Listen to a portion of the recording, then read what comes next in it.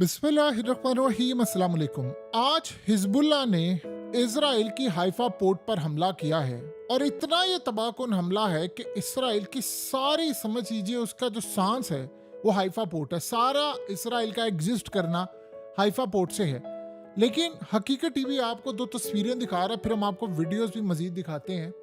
ये आपने सेंस करना है और समझना है इस पॉइंट को। इसराइल के अंदर बहुत बड़ी तबाही आने वाली है और तबाही आने से पहले अगर किसी को सबसे पहले सेंस करना आता है तो वो होते हैं परिंदे। इसकी रूहानियत भी बड़ी अहमियत है और इसकी साइंस के पॉइंट ऑफ व्यू से भी बड़ी अहमियत है।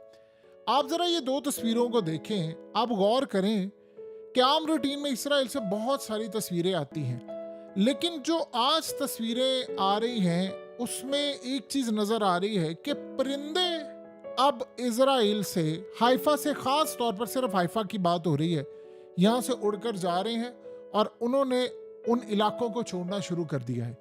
अब ये असल में इसकी अहमियत इतनी ज्यादा है कि अगर हम रूहानी तौर पर बात करें तो आगे चलकर रूहानी तौर पर भी समझते हैं, लेकिन असल चीज ये है, जो परिंदे होते हैं या जानवर होते हैं, ये असल में अल्लाह ने इनको ऐसा सेंसर दिया होता है कि इन्वायरमेंट के अंदर कोई भी बड़ा इवेंट जब होने लगता है, चाहे तूफान हो, अर्थक्वेक हो, डिस्टर्बेंस हो, साइंस तो सिर्फ इस हद तक बता सकती है ना, क्योंकि साइंस रूहानियत से दूर है, वो तो खाली है।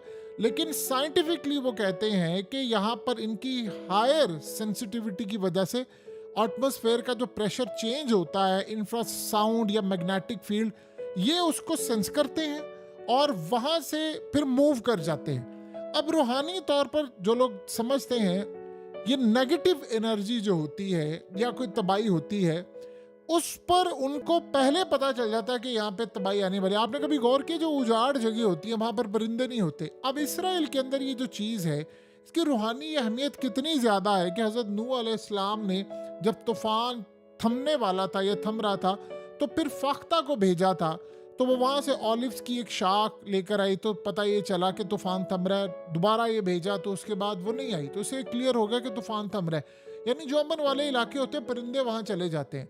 जहां पर नेगेटिव एनर्जी होती है, बेसुकूनी है या बर्बादी आनी होती है, परिंदे वहां से कूच करना शुरू कर देते हैं, क्योंकि वो वहां ठिकाना बनाते हैं जहां पर अमन होता है। इसराइल में बहुत हमले हुए हैं, रिसेंटली हमले हुए हैं, हाइफा पर हमले हुए हैं।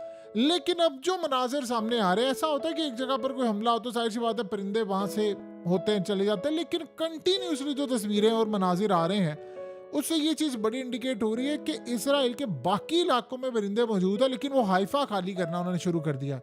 अब अगर आप इसकी स्ट्रेटजी देखें तो हिजबुल्लाह ने इस वक्त सबसे बढ़कर अगर किसी को टारगेट किया है तो हाइफा। हाइफा की पोर्ट इसराइल के लिए शारग है और ये वो शारग है, देखिए इसकी ये मेजर ट्रेड हब है और सबसे बढ़कर ये इसराइल के, यानी पूरी तरह इंपोर्ट एक्सपोर्ट जो उसने करना है, जो चीजें मंगवानी है, रॉ मटेरियल, एग्रीकल्चर प्रोजेक्ट, ये तमाम की तमाम हाइफा के ऊपर है, उसी के ऊपर उसका इन्हिसार है। इसराइल की इकोनॉमिक स्टेबिलिटी, ग्रोथ, ये तमाम चीजें अब ये कर क्या रहे हैं। इसराइल की फौज को जो माल आना है, चीजें जानी है, वहां पर जो फैक्ट्रीज हैं, वहां पर जो इनके ड्रोन्स बनाने वाली, आयरन डोम बनाने वाले, इनके मिसाइल बनाने वाली सारी चीजें हाइफा में है। तो लिबनान ने फैसला किया है कि हमने हाइफा को कब्रिस्तान बनाना है इसराइल का।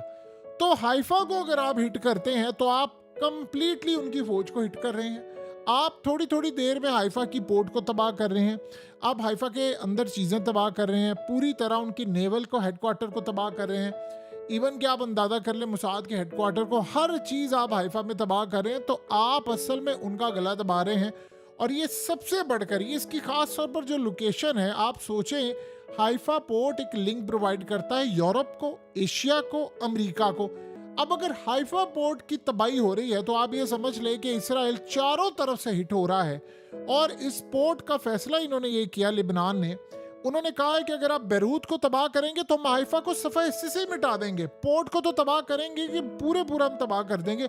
ना ट्रेड होगी, ना आपकी इकोनॉमी चलेगी, ना सामान जाएगा, ना इंडस्ट्री चलेगी, ना लोकल चलेगा और ना ही कंट्री एट लार्ज चलेगा। अब हाइफा पोर्ट आप समझ लें, इसराइल की जो नेवल बेस है वो पूरी तरह डिफेंस, सिक्योरिटी फंक्शंस, इनका पेट्रोल, तमाम की तमाम जो चीजें होती हैं, यानी आप सोच रहे हैं कि जो सी लेन्स होती हैं, समंदर की लेन, उसको भी कंट्रोल यहाँ से किया जाता है।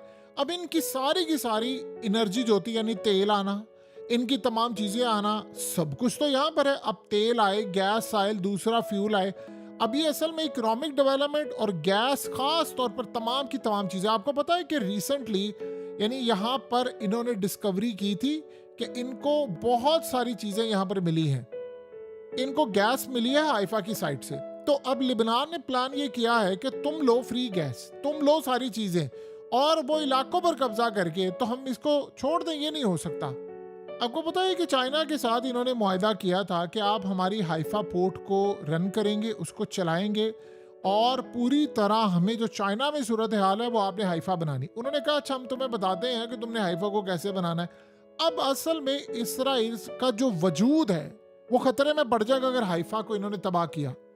लिबनान ने 2 टारगेट रखे हुए हैं, मेन 2 टारगेट, तीसरा भी वो ऐड करे।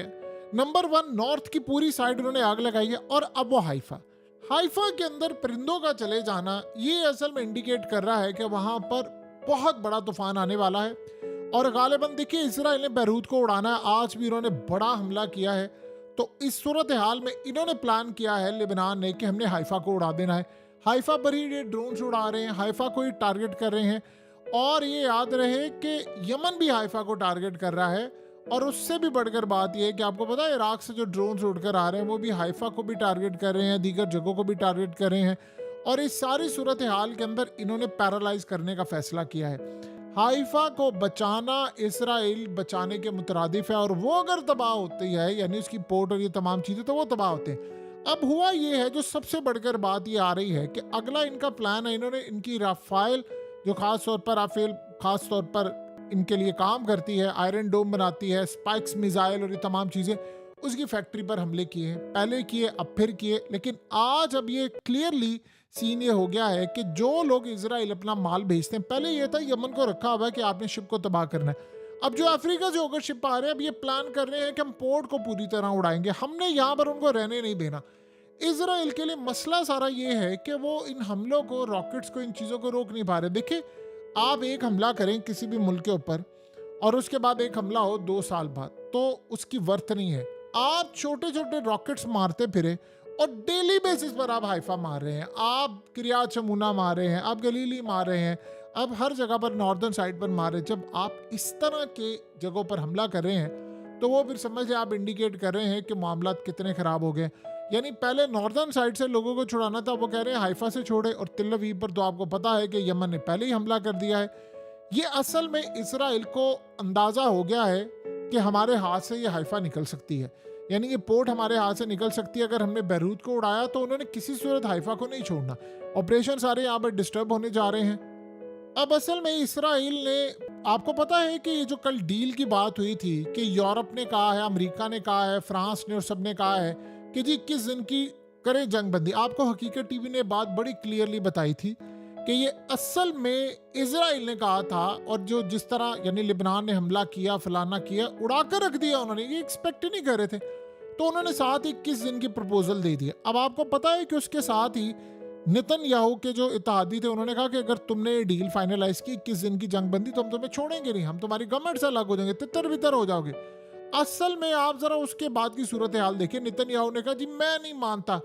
आज सूरत हाल है, अमेरिका और यूरोप की जानिब से बात आई है कि नेतन्याहू के कहने पर ही हमने ये डील प्रोवाइड की है, और अब ये पीछे हट गया है। असल में वो ये चाह रहा था, फौज ने उसको कहा है कि भाई तुम इसको डील को लो ताकि 21 दिन जंगबंदी हो, हम अपने लोगों को मुंतकिल करें, नए शेल्टर्स में लेकर जाएं, उनको मुंतकिल करें। ये हाइफा को टारगेट कर रहे हैं, हम अपनी सप्लाई चेन बेहतर करें। अभी तो हमें सांस भी नहीं लेने दे रहे, उधर से रॉकेट है, उधर से इराक मार रहा है, उधर से लिबनान मार रहा है, फलाना कर रहा है, इधर से आ रहा है, तो हम क्या करें। और नॉर्दर्न साइड पे वो कह रहे हैं कि 80% तो घर महफूज ही नहीं है, टुकड़े टुकड़े हो रहे हैं उनके घरों के। तो इस सारी सूरत हाल में नेतन्याहू ने कहा उनको कि आप डील करें, और मैं दुनिया को ये कहूँ कि अमेरिका ने मुझ पर प्रेशर डाला है।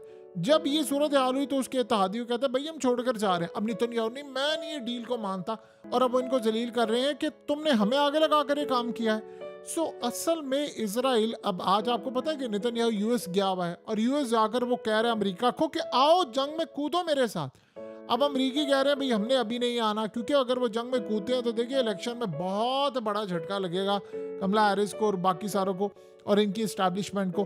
तो इस सारी सूरत हाल के अंदर बड़ा अजीबोगरीब मामला इस वक्त सामने आया है। एक चीज याद रहे, इसराइल ने इस जंग के अंदर बहुत सारी चीजें मिसकैलकुलेट कर ली हैं और उनमें एक चीज ये है कि हाइफा उनकी जो शारग है वो बचेगी नहीं। यानी अगर आपकी शारग कट जाए तो आप बताएं फिर आप क्या करेंगे। सो इस सारी सूरत हाल में हाइफा उनके लिए वही मकाम पोर्ट रखती है और हाइफा शहर पूरी तरह उनकी नेवल बेस का एक हेडक्वार्टर, ये तमाम चीजें हैं।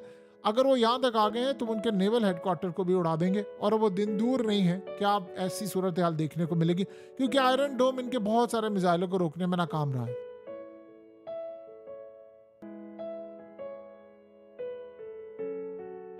हकीकत टीवी को सब्सक्राइब करना मत भूलें, वीडियो को लाइक करें, शेयर करें और कमेंट सेक्शन में अपनी राय का इजहार जरूर करें।